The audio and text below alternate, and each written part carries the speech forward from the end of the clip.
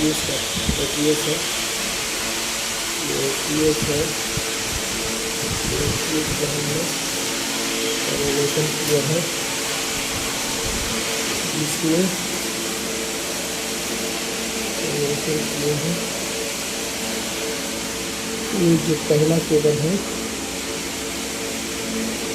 पहला केबल आपका SMDB से आ रहा है और ये दूसरा इमरजेंसी DB में जा रहा है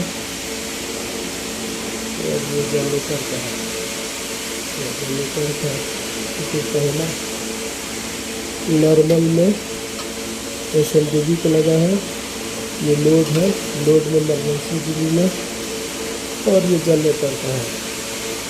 ठीक है, ये 30,000 है।